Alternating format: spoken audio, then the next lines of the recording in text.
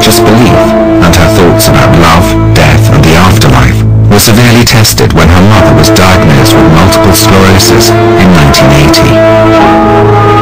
I was 15 when she was diagnosed, but we now know that she was showing signs probably when I was about 10 or 11. She would have odd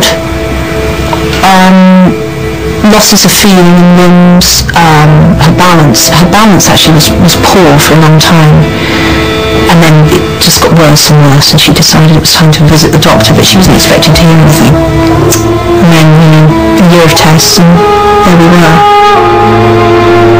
She had a very virulent form of the illness, and at that time there were no drug treatments at all. They said, well, you've got multiple sclerosis, see you. The illness was to have a devastating impact on the two girls, particularly as they found their father difficult. One of the reasons Harry Potter is so full of idealized father figures, Hagrid, Dumbledore and Sirius Black, is that Jo's relationship with her own father was far from ideal.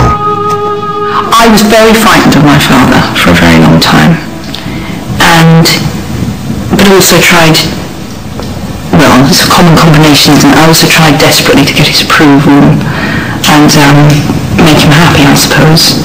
And then there came a point, quite shamingly late in life, where I couldn't do that anymore. And so I haven't had any contact with my father now for a few years.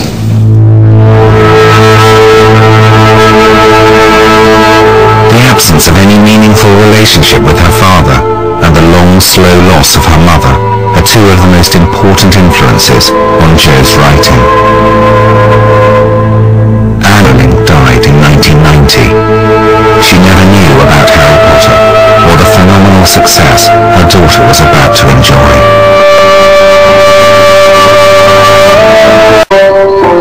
The death of Joanne Rowling's mother was to have a profound effect on her writing. In many ways, the whole of Harry Potter is one giant attempt to reclaim a childhood.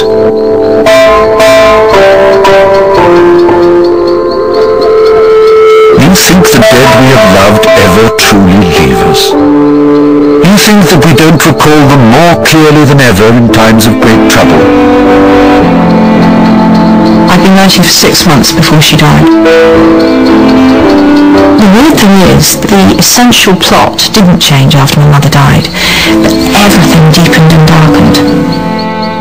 Harry was always going to lose his parents, and it was always going to be a quest, really, to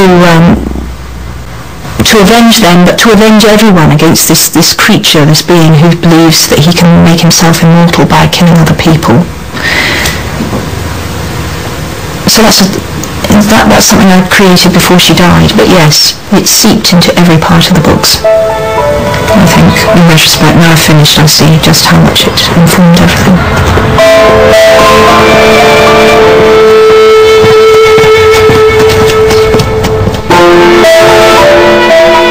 Was she the first person you saw dead? No, because I didn't see her dead, which was in deference to my father's wishes. I wanted to see her, and he didn't want me to see her anyway. Mistakenly, as I look back, I agreed not to, and I really deeply regret that.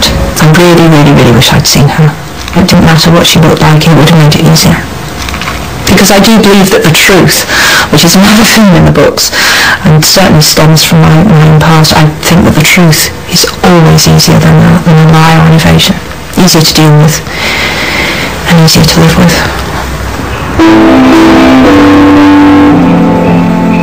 After her mother's death, Jo moved to Portugal to teach English as a foreign language. She married Jorge Arantes, a television journalist. Together they had a daughter, Jessica, but the marriage failed after 2 years. Jo succumbed to depression. I had a short and really quite catastrophic marriage, and I'm left with this baby, and I've got to get this baby back to Britain, and I've got to rebuild us a life. And adrenaline kept me going through that, and it was only when I came to rest that it hit me what a complete mess I had made of my life, and that hit me quite hard. as skint as you can be without being homeless. In other words, we were existing entirely on benefits. And at that point, I was definitely clinically depressed. And that's just characterised for me by a numbness, a coldness, and an inability to believe that you will feel happy again, or that you could feel light-hearted again. It's just all the colour drained out of life, really. And I loved Jessica very, very much, and was terrified something was going to happen to her, because I think I'd gone into that very depressive mindset where everything's gone wrong, so this one good thing in my life will now go wrong as well. So it was almost a surprise to me every morning that she was still alive. I kept expecting her to die. It was a bad, bad time. Jo's depression inspired her creation of the Dementors in the Harry Potter series. Dementors are among the foulest creatures that walk this earth. They infest the darkest, filthiest places. They glory in decay and despair. They drain peace, hope, and happiness out of the air around them. Get too near a Dementor, and every good feeling, every happy memory will be sucked out of you. The Harry Potter books may be located in an alternative fantasy world, but they're filled with the pain and dilemmas of real life. They address serious moral questions about the nature of trust, loyalty, integrity, and the need to make a stand against evil.